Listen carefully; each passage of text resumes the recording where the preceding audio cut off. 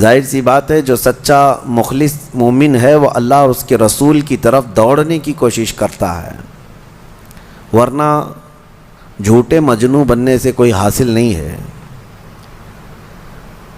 دعویٰ ہر کوئی کرتا ہے، لیکن سچا وہی ہے جو مصیبتوں کے وقت ایمان پر کھرا اترے اور ڈٹا رہے، جمع رہے، چاہے جیسی بھی مصیبتیں آئیں، وہ ایمان پر اگر جمع ہے، اسلام پر اگر کھڑا ہے، تو پھر وہ منافقین میں سے نہیں ہے، وہ سچے ایمان والوں میں سے ہے۔ حضور اکرم صلی اللہ تعالیٰ علیہ وسلم جنگ تبوک جا رہے تھے، اس وقت مدینہ طیبہ میں مسجد نبوی کو چھوڑ کر ایک اور مسجد بنائی گئی تھی۔ سنیے اس مسجد کا بھی حکم آیا ہے، مسجد ضرار۔ ایک مسجد بنائی، یہ کون لوگ تھے؟ یہ وہی لوگ تھے جو حضور پاک صلی اللہ علیہ وسلم کے پیچھے نماز بھی پڑھتے تھے، کلمہ بھی پڑھتے تھے، مسلمان تھے دیکھنے میں۔ تو انہوں نے ایک مسجد بنائی اور یہ بہانہ کیا کہ ٹھنڈیوں میں، بارشوں میں وہاں دور سے مسجد نبوی تک آنے میں ہمیں بڑی دقت ہوتی ہے۔ یہ مسجد جو ہے تقریباً مسجد نبوی سے 5 کلومیٹر کے آس پاس ہوگی، بلکہ اس سے بھی کم فاصلہ ہوگا۔ تو ان کا کہنا یہ تھا کہ ہم اتنی دور سے اس مسجد میں آ نہیں سکتے، اس لیے اپنے ہاں ایک مسجد بنائیں گے۔ تو بنا تو لی انہوں نے ایک چھوٹی سی مسجد، لیکن حقیقت میں اس مسجد کے بنانے کا مقصد صرف اور صرف مسلمانوں میں انتشار پیدا کرنا، فرقہ بنانا اور نبی پاک صلی اللہ تعالیٰ علیہ وسلم کے خلاف منصوبے بنانے کی ایک سیکریٹ جگہ تھی۔ پلاننگ کرنے کے لیے ایک الگ سی جگہ چاہیے تھی، بنا لیا انہوں نے۔ اور پھر آ کر کے حضور اکرم صلی اللہ تعالیٰ علیہ وسلم سے یوں عرض کرنے لگے کہ یا رسول اللہ صلی اللہ علیہ وسلم، آپ تشریف لائیے اور ہماری بنائی ہوئی نئی مسجد میں آپ نماز پڑھا دیجئے تاکہ آپ سے برکت بھی رہے اور ہماری مسجد شاد و آباد رہے۔ ہم تو صرف اس لیے بنائے ہیں کہ ٹھنڈیوں میں، بارشوں میں، موسموں کی سختیوں میں یہاں تک آنے میں ہمیں دقت ہوتی ہے۔ نبی پاک صلی اللہ تعالیٰ علیہ وسلم نے منظور فرما لیا اور فرمایا تبوک سے واپسی کے وقت وہاں پر نماز پڑھا دی جائے گی۔ لیکن اللہ تعالیٰ نے وحی کے ذریعے نبی کرم صلی اللہ تعالیٰ علیہ وسلم کو ان منافقین کی ساری چالوں اور ان کے منصوبوں کو بتا دیا۔ اللہ کے حبیب صلی اللہ تعالیٰ علیہ وسلم کو جب خبر ہوئی کہ یہ منافقین صرف اور صرف منصوبہ بندی کے لیے اور پلاننگ کے لیے ایک اڈا بنائے ہیں، مسجد نہیں ہے، تو حضور نے آتے ہی اس مسجد کو جلا دینے کا حکم فرمایا۔ وہ مسجد نہیں ہے، نام کے لیے اس کو مسجد کہا جا رہا ہے، اور اس کو ختم کر دیا گیا، ڈھا دیا گیا اور اس مسجد کو اکھاڑ دیا گیا۔ پتہ یہ چلا، قرآن میں اللہ فرماتا ہے کہ مسجد کون سی ہے؟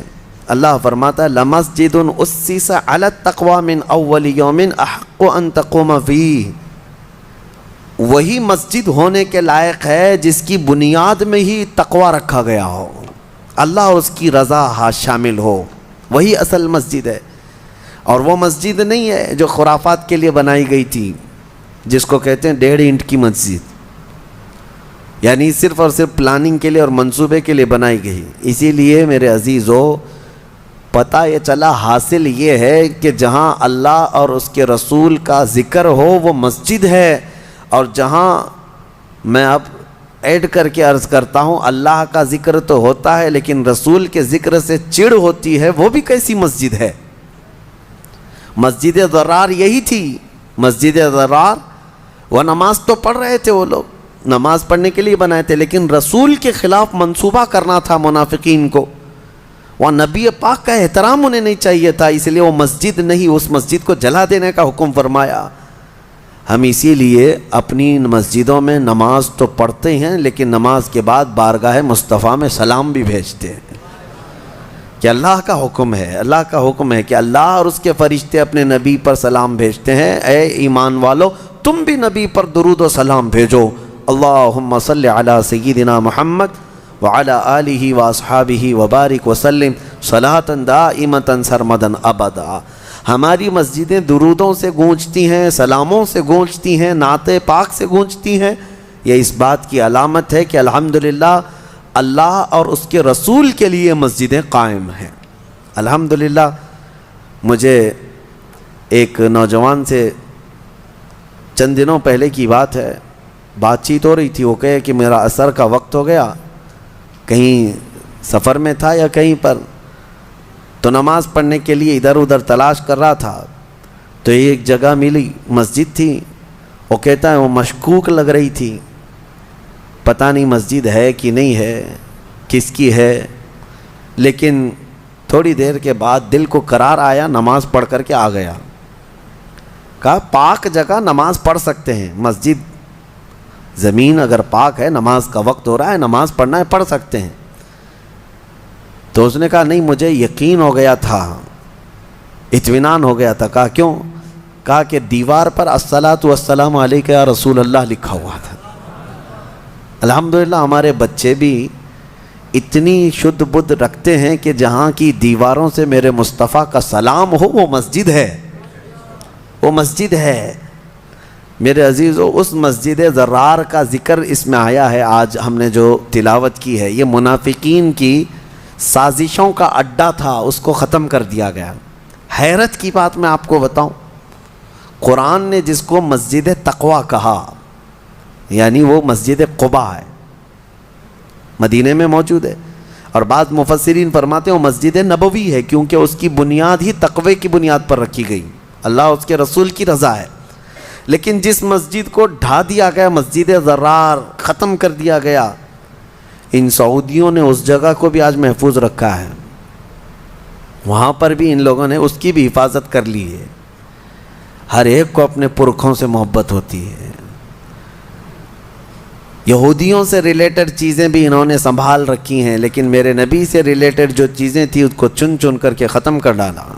خیر، اور ایک ذکر اس میں آیا ہے 3 صحابہ کا۔ جنگ تبوک میں میرے آقا جا رہے تھے تو اعلان فرما دیا کہ سارے لوگ چلیں، سب کے اوپر حکم تھا۔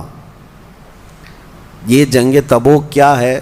تقریباً مدینہ طیبہ سے 900 کلومیٹر دور ہے، اور ایسے حالات میں یہ جہاد کا اعلان تھا جب سخت گرمی کا موسم تھا، سفر لمبا، مسلمانوں کے پاس اس وقت مال کی کمی بہت تھی، اس کو جیش العسرہ بھی کہتے ہیں، تنگی والی جنگ، تنگ دستی والی جنگ۔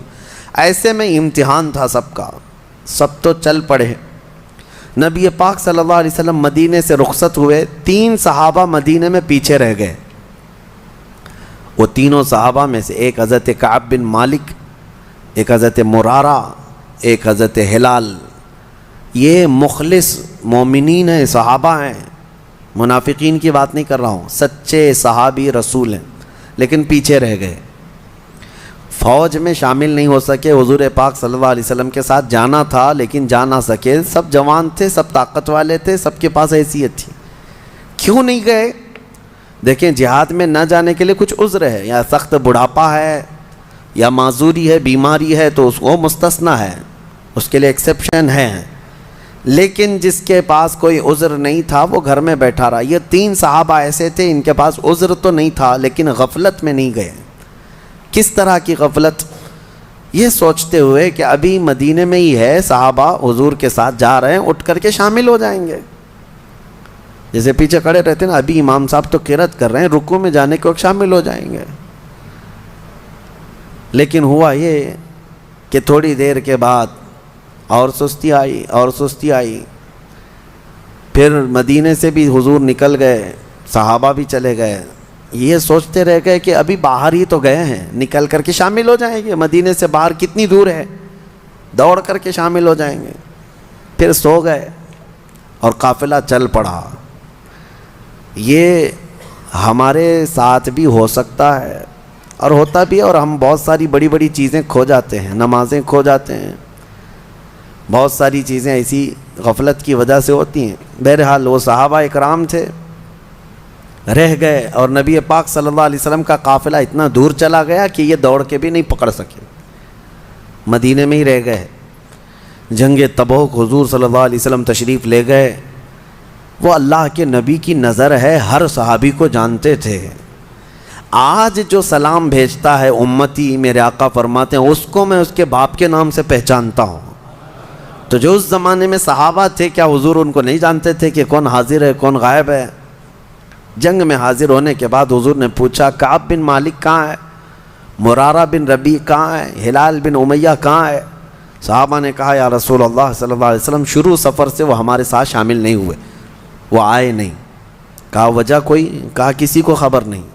خیر جنگ ہوئی، واپس تشریف لائے میرے آقا مدینہ طیبہ۔ لمبا سفر ہوتا تھا، 900 کلومیٹر معمولی نہیں ہے، اس وقت پیدل سفر ہوتے گھوڑوں پر اور اونٹوں پر۔ جنگ کے بعد جب واپس تشریف لائے میرے آقا صلی اللہ علیہ وسلم مدینے میں، آتے ہی ان تینوں کو بلوایا۔ کہاں ہیں یہ تینوں؟ آپ لوگ دین کے کاموں کو ہلکے میں لیتے ہو، اور آپ کو لگتا ہے کہ ناموس رسالت کے لیے کھڑا ہونا یہ صرف کسی مولوی کا کام ہے یا کسی مفتی کا کام ہے، کسی مبلغ کا کام ہے۔ یعنی ہر ایک پر ذمہ داری ہے۔ تین نہ جاتے تو کیا فرق پڑتا؟ ہزاروں صحابہ تو چلے گئے تھے اور جنگ بھی فتح یاب، لیکن واپس آنے کے بعد میرے آقا صلی اللہ علیہ وسلم نے سرزنش فرمائی، بلوایا، تینوں آئے۔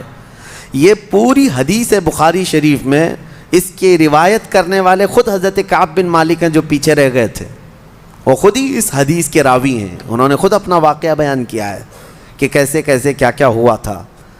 پھر نبی پاک صلی اللہ علیہ وسلم جب بلائے تو تینوں صحابہ کہتے ہیں، تینوں حضور جب ہمیں طلب کیے تو سب سے پہلی چیز یہی پوچھنے والے تھے کہ کیوں نہیں آئے۔ وہ کہتے ہیں ہم نے سوچا کہ کچھ ہیلا کر لیتے، کچھ بہانہ کر لیتے کسی بیماری کا یا کسی عذر کا۔ پھر وہ کہتے ہیں اس سے کیا بہانہ کریں جو دلوں کے حالات کو بھی جانتا۔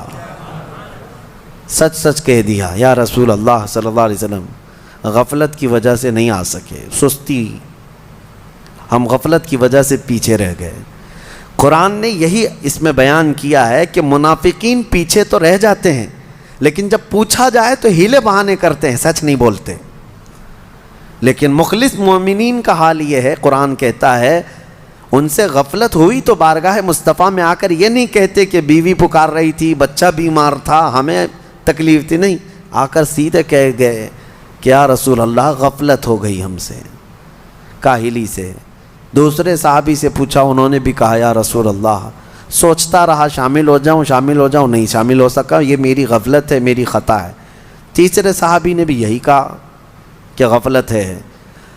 پتہ تھا ان کو کہ سزا ہو سکتی ہے، یاد رکھو سزا کے ڈر سے کبھی جھوٹ مت بولو، ایک جھوٹ کو چھپانے کے لیے کئی جھوٹ گڑنے پڑتے ہیں۔ پھر نبی پاک صلی اللہ تعالیٰ علیہ وسلم نے اعلان کیا فرمایا، دوسرے سارے صحابہ تھے مسجد نبوی میں، سب سے کہا اس وقت تک ان سے کوئی بات چیت مصافحہ سلام کلام نہیں کرے گا جب تک ان کے متعلق اللہ کا کوئی حکم نہیں آ جاتا، میں خود ان سے کوئی بات نہیں کروں گا۔ نبی پاک صلی اللہ علیہ وسلم نے فرمایا یہ بائیکاٹ، اس طرح کا بائیکاٹ کس بات پر تھا؟ سستی اور کاہلی کی وجہ سے نہ آنے پر۔ آج لوگ ہزاروں ہیلے بہانے تلاش کر رہے ہیں میرے مصطفیٰ کے نام پر کھڑے ہونے کے لیے، اور وہ بھی لولے لنگڑے بہانے ہیں۔ ایسی آج کسی کی نوبت نہیں آئی ہے کہ اس کی گردن پر تلوار رکھ دی گئی ہو کہ اگر حق بولے گا تو کاٹ دی جائے گی، نہیں ہے۔ اگر ایسا ہوتا تو آپ کا یہ کم ظرف آدمی اور کم علم آدمی اتنا نہیں چیخ رہا ہوتا، اتنا نہیں چلا رہا ہوتا۔ ہم جتنا بول رہے ہیں الحمدللہ ہم جانتے ہیں اللہ اور اس کے رسول کی رضا کے لیے بولتے ہیں، جب تک اللہ نے آزادی عطا کی ہے حق بات بولتے رہو، اور سب سے بہترین اور افضل جہاد یہی ہے ظالم بادشاہ کے آگے حق کلمہ بیان کرنا۔ آج نہ جانے کتنے ہیلے بہانے ہیں، کتنے بہانے ہیں۔ مجھے پتہ ہے 1-2 سال پہلے پتہ نہیں کیا کیا چیزیں پیش کر دی گئی تھی ہمارے خلاف۔ ہم نے صرف اتنا کہا تھا ناموس رسالت کے لیے ہر مسلمان کھڑا رہے گا، میرے آقا کی عزت کی بات ہے۔ تو کچھ لوگوں نے یہ بتایا کہ حالات ایسے بگڑے ہوئے ہیں، آپ پوری قوم کو آگ میں جھونک رہے ہیں، امت کو تکلیف میں ڈالنا یہ کہاں سے جائز ہے؟ میاں حق بات کے حصول کے لیے تکلیف میں جانا ہی پڑے گا۔ نبی پاک صلی اللہ تعالیٰ علیہ وسلم کو بھی کیا تم الزام لگاؤ گے کہ جب ان کے پاس کچھ مال تھا ہی نہیں، تلواریں نہیں تھی، ہتھیار نہیں تھے، 313 نہتے صحابہ کو لے کر بدر میں کیوں چلے گئے؟ کوئی سوال کرے گا؟ جان جوخم میں کیوں ڈال دیا؟ حق بات کے حصول کے لیے قربانیاں دینی پڑتی ہیں. تمہیں صرف اور صرف اپنے اسباب پر بھروسہ ہوتا ہے. نادانوں اٹھو کھڑے ہو جاؤ. اللہ کے اعلان کا بھی کوئی مطلب سمجھتے ہو کہ نہیں؟ کہ اللہ نے قرآن میں فرمایا کان حقا علینا نصر المؤمنین. کھڑے ہو جاؤ، ایمان والوں کی مدد کرنا اللہ فرماتا ہے میرے اوپر لازم ہے، میں نے اپنی شان کے لیے لازم کر لیا ہے. اللہ تعالیٰ اپنے لیے فرما رہا ہے ہم نے لازم کر لیا ہے اپنے اوپر ایمان والوں کی مدد کریں گے. اس پر کسی کا یقین نہیں. لولے لنگڑے بہانے اس طرح کے یاد رکھو. اس کے لیے میں بات کر رہا ہوں جس کے سامنے تمہیں قیامت کے دن کھڑا ہونا ہے. اسی کی شفاعت کے طلبگار رہو گے. کہاں جاؤ گے منہ چھپا کر؟ ان سے جو منہ پھراؤ گے تو کہاں جاؤ گے؟ وہاں تو قیامت کے دن ہر نبی یہ کہے گا آج ہمارا نہیں ہے معاملہ، جاؤ محمد رسول اللہ کے پاس. ان کے لیے میں آج بات کر رہا ہوں جن کے سامنے تمہیں کھڑا ہونا ہے. مجھے پتا ہے ہماری یہ بات دور دور تک جائے گی اور پہنچے گی. ایک بات میں بتاؤں، جب حالات میرے مصطفیٰ کریم صلی اللہ علیہ وسلم کی عزت کے خلاف پھیل جائیں، اس وقت اگر کوئی عالم خاموش رہتا ہے تو فرمایا گیا وہ گونگا شیطان ہے. وہ گونگا شیطان ہے. اللہ تعالیٰ نے اسے منصب دیا. لوگ میرے عزیزو ہمارے پاس اتنی طاقت ہے کہ ممبر ہے، زبان ہے اور تبلیغ کا میدان ہے. ہم بول تو سکتے ہیں. کسی کو سختی کے ساتھ اس کی گردن نہیں پکڑ سکتے تو بول تو سکتے ہیں. اویئرنس لانا اسی کا نام ہے. اور الحمدللہ ہم نے دیکھا ہے، میں یہ نہیں کہتا میری وجہ سے، لیکن چند اعلانات کی وجہ سے ہم نے لاکھوں نوجوانوں کو جذبے جوان ہوتے ہوئے دیکھا ہے. وہ جہاں ہیں ان کے دلوں میں عشق رسول دھڑکتا ہے. اسی لیے میں آج یہ کہتا ہوں وہ 3 صحابہ کو دیکھو، جنگ تبوک میں نہیں گئے. حضور نے ان کا کلی طور پر بائیکاٹ کا اعلان کیا کہ ان سے نہ کوئی سلام کرے گا، نہ مصافحہ کرے گا، نہ کوئی بات چیت کرے گا. 40 دن گزر گئے. وہ آتے تھے مسجد میں نماز پڑھنے کے لیے، حضور ان کی طرف دیکھتے بھی نہیں تھے. ان سے کوئی ایک صحابی بھی بات نہیں کرتا تھا. حتیٰ کہ 40 دن کے بعد حضور نے دوسرا اعلان یہ فرمایا کہ ان کی بیویاں بھی ان کے ساتھ نہیں سوئیں گی. 10 دن اور گزر گئے، 50 دن گزر گئے. حضرت کعب بن مالک کہتے ہیں میں اتنا رویا تھا کہ مجھے زندگی اس سے زیادہ خطرناک کبھی نظر ہی نہیں آئی تھی. نہ کسی جنگ میں ڈرا تھا، نہ کسی بھیانک حالتوں میں خوفناک طریقے سے ڈرا تھا، کہیں بھی نہیں. لیکن یہ جو بائیکاٹ تھا یہ جان نکالنے والا تھا. زمین تنگ ہو گئی تھی، ہماری بیویاں ہم سے نہیں بات کرتی تھیں کیونکہ سب رسول اللہ کی صحبت یافتہ ہیں. ان کے لیے فرسٹ پرائیورٹی حضور اکرم صلی اللہ تعالیٰ علیہ وسلم کا حکم ہے. شوہر ہو اپنی جگہ پر، بھائی ہوگا اپنی جگہ پر، حضور کا حکم ہے نہیں بات کرنا ہے، سلام بھی نہیں. 50 دن گزر گئے. حضرت کعب کہتے ہیں رو رو کر کے میرے حلقے پڑ گئے تھے اور اللہ کریم کی بارگاہ میں سچی توبہ کرتے رہے. مولا ہم نے دل میں کبھی تیرے نبی کو دھوکہ دینے کی کوشش نہیں کی، نہ ہی ہم نے کبھی اس طرح کی سوچا کہ حضور اکرم صلی اللہ علیہ وسلم سے پیچھے رہ جائیں گے. یہ ہماری سستی ہے، نفس کی کاہلی ہے. مولا تو معاف کر دے. ان صحابہ کے رونے پر مولا کریم رحمت والی آیتیں نازل فرمایا. اپنے حبیب صلی اللہ علیہ وسلم پر آیت نازل ہوئی وَعَلَى الثَّلَاثَةِ الَّذِينَ خُلِّفُوا حَتَّى إِذَا ضَاقَتْ عَلَيْهِمُ الْأَرْضُ بِمَا رَحُبَتْ. اور وہ 3 لوگ جن پر زمین تنگ کر دی گئی تھی اور ایسی تنگ ہو گئی تھی کہ ان کی سانس لینا ان کے لیے مشکل ہو گیا تھا. ثُمَّ تَابَ اللَّهُ عَلَيْهِمْ لِيَتُوبُوا. پھر جب وہ اللہ کی طرف لوٹ آئے تو اللہ بھی ان کی توبہ قبول کر لیا. ان اللہ هو التواب الرحیم. بے شک اللہ سب سے زیادہ توبہ قبول کرنے والا، رحم کرنے والا ہے. ان کی توبہ کا اعلان ہوا. حضور اکرم صلی اللہ علیہ وسلم نے فجر کی نماز پڑھائی. یہ آیت اسی وقت نازل ہوئی. حضور نے یہ آیت جیسی تلاوت کی، دوڑے دوڑے صحابہ گئے ان تینوں کو اعلان کرنے کے لیے. کعب بن مالک خوشخبری ہو، مرارہ بن ربی خوشخبری ہو، ہلال خوشخبری ہو. کہا کیا ہے؟ آیتیں اتر گئی. ان کو وہ کہتے ہیں ان کی کیفیت حضرت کعب بن مالک کو کہتے ہیں میں جس حالت میں تھا سر پٹ دوڑتا ہوا مسجد میں آیا، دوڑتا ہوا مسجد نبوی میں آیا اور پہلی مرتبہ میں نے حضور کو میری طرف دیکھ کر مسکراتے ہوئے دیکھا۔ اور حضرت کعب بن مالک کہتے ہیں میرے لیے زندگی میں اس سے بڑی عید کبھی آئی نہیں، اس سے بڑی خوشی کبھی آئی نہیں۔ جتنی خوشیاں زندگی میں آئی تھی سب ایک طرف، لیکن جس دن ہماری توبہ کی قبولیت کی آیت اتری اور میرے نبی کو مسکراتے دیکھا، صحابہ کہتے ہیں اس سے بڑی خوشی میری زندگی میں کبھی نہیں آئی۔ نبی پاک صلی اللہ تعالی علیہ وسلم اسی لیے کہا گیا ہے جس کی تسکی سے روتے ہوئے ہنس پڑے، اعلیٰ حضرت نے فرمایا ہے جس کی تسکی سے روتے ہوئے ہنس پڑے اس تبسم کی عادت پہ لاکھوں صلاۃ۔ وہ دلوں کا قرار ہے، وہ دلوں کا سکون ہے۔ صحابہ اس کے لیے ہر اسٹرگل کرنے کو تیار رہے۔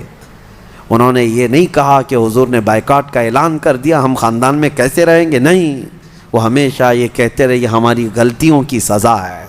50 دن تک صبر کرنا معمولی بات نہیں، 2 مہینے کا عرصہ گزرنے کو آ گیا تھا، بیویاں نہیں بات کر رہی، بچے نہیں بات کر رہے، گھر والے نہیں بات کر رہے، پڑوسی نہیں مل رہے، صحابہ نہیں مصافحہ کر رہے، خود رسول اللہ نہیں دیکھ رہے ہماری طرف، پھر کیا حالت ہے؟ لیکن ان کے صبر کا اللہ تبارک و تعالیٰ نے ایسا صلہ دیا کہ توبہ قبول تو کر لی، لیکن ان کی توبہ کی قبولیت کو قرآن بنا کر کے قیامت تک کے لیے نازل کر دیا۔